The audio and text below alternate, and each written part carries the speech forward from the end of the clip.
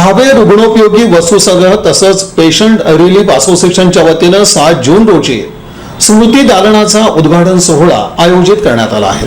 Patients relief association अर्थात भावे रुग्णोपयोगी वस्तू संग्रह या संस्थेस नुकतीच 93 वर्ष पूर्ण झाली। या पार्श्वभूमीवर येत्या 7 तारखेला संस्थेविषयी निवडक अभिप्राय आणि दुर्मिळ छायाचित्रांचं डिजिटल रूपात संकलन करण्यात आलंय। या स्मृती दालनाचा उद्घाटन समारंभ मान्यवरांच्या उपस्थितीमध्ये होणार असल्याची माहिती पेशंट्स रिलीफ असोसिएशन तर्फे देण्यात आली। त्यांचे बंधू आजारपणात अनेक अडचणींना सामोरे जाऊन तेव्हा सहृदयी व्यक्तीकडून पुरवलेल्या रुग्णोपयोगी साहित्याच्या सहाय्याने त्यांचे बंधू आजारपणातून सुखरूप बरे झाले।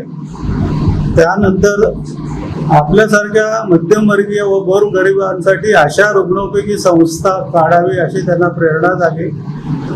त्यातूनच या रुग्णोपयोगी संस्थेचं 1932 साली स्थापना केली। तत्कालीन जिल्हाधिकारी श्री कोडील व दानशूर व्यक्ती तसेच नगरपालिकेच्या साह्याने 1950 साली या संस्थेचं स्वतःची इमारत बांधली। गुरुजीने वृद्धापकाळामुळे आपले कार्य तत्कालीन विश्वस्त मंडळाकडे सोपवले। गुरुजींच्या मार्गदर्शनाखाली कृष्णा बर्वे, विनायक दाते, रमेश भावे, डॉक्टर SM रासकर आणि ॲडव्होकेट GN राजपूत इतरांनी कार्यक्षमतेने पुढे चालवले।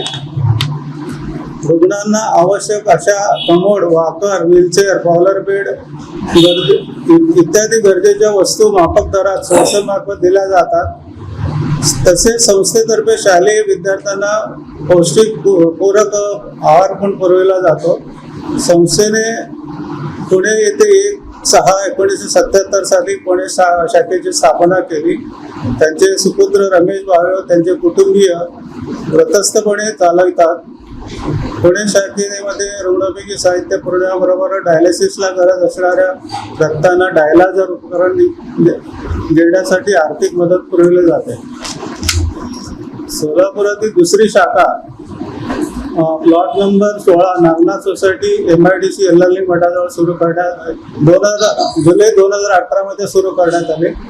तसेच फिजिओथेरपी सेंटर सेवाभावी संस्थेच्या उद्देशानुसार रुग्णासाठी एक सामाजिक सेवा म्हणून 14/10/2018 रोजी फिजिओथेरपी सेंटर शुभारंभ करण्यात आला। त्यानंतर पॅथॉलॉजी सुद्धा सुरू करण्यात आलेली आहे। आता विशेष म्हणजे सांगायचं म्हटलं ना, या संस्थेत आता 26 पॉलर बेड आहे। 26च्या 26 बाहेर आहेत सध्या। आणि आपण एक माफक दरात देतो। आपण फक्त 5,000 रुपये डिपॉझिट घेतलं जातं। दररोज 10 रुपये भाडं असतं। तेच आता डॉक्टर पेशंट गॅलरीमध्ये मासिक 600 रुपये घेतात ते, आणि एक दिवस जरी घेतलं तरी 600 रुपये द्यावं लागतं तिथे।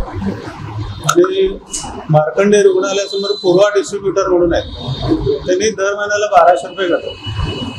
आपलं तसं बघितलं तर दररोज 10 रुपये प्रमाणे फक्त 300 रुपयात आपण एक महिन्याचं म्हणजे जेवढे दिवस लागतील तेवढं आपण त्यांना पुरवतो। म्हणजे संस्था आता आर्थिक कुठल्याही बाजूचा विचार न करता लोकांना जास्तीत जास्त त्यांना उपयोग व्हावा आणि आर्थिक त्यांना बोजा पडू नये या उद्देशाने ही संस्था आपण चालवतो। आणि सुरुवातीपासून जे रेट आहे तेच रेट आता अजून सुद्धा आपण कंटिन्यू केलेलं आहे। त्याच्यात आता वस्तूचे रेट वाढलेले आहेत। म्हणजे आता एक पॉलर बेड घ्यायचा म्हटलं तर 10-12 रुपये असते, तरी सुद्धा आम्ही भाड्यामध्ये कुठल्याही प्रकारचं वाढ केलेलं आहे। पॉलर बेडला 10 रुपये, व्हीलचेअरला 10 रुपये, कमोड वॉकरला 5-5 रुपये, बाकी सगळ्या वस्तू आपण माफक दरात पुरवतो। आणि आता जे स्मृती दालन करायचा उद्देश म्हटलं, भावे गुरुजींनी त्यांनी व्रतस्थपणे सोलापूरमध्ये जे लोक भेटीसाठी येतात त्यांना आवर्जून या संस्थेत बोलावून भेट देऊन त्यांचं अभिप्राय लिहून घेतलेला आहे। तसं त्यांच्या काळातले 10 अभिप्राय पुस्तक आहेत। 13 तेच सांगतोय, 13 अभिप्राय पुस्तक आहेत। यात वीरा सावरकर पासून 3 सरसंघचालक आहेत। अटल बिहारी वाजपेयी, इंदिरा गांधी आहे, मोरारजीभाई देसाई आहे, सेनापती बापट आहे, आणि सगळ्यात महत्वाचं म्हणलं ना, इथं भागवत टाकूनमध्ये यांचं कार्यक्रम असायचा पृथ्वीराज कपूरांचा. ते कार्यक्रम झाल्यानंतर या संस्थेसाठी त्यांनी डोळे देऊन उभारले होते. या पत्रकार परिषदेस असोसिएशन आणि भावे रुग्णोपयोगी वस्तू संग्रहाचे पदाधिकारी सदस्य उपस्थित होते.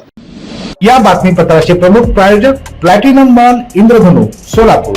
सोलापुरातील सर्वात प्रतिष्ठित इंद्रधनु सोसायटीचा नवीन भव्य कमर्शियल प्रोजेक्ट आता रेल्वे स्टेशनच्या अगदी शेजारी शहराच्या मध्यवर्ती ठिकाणी.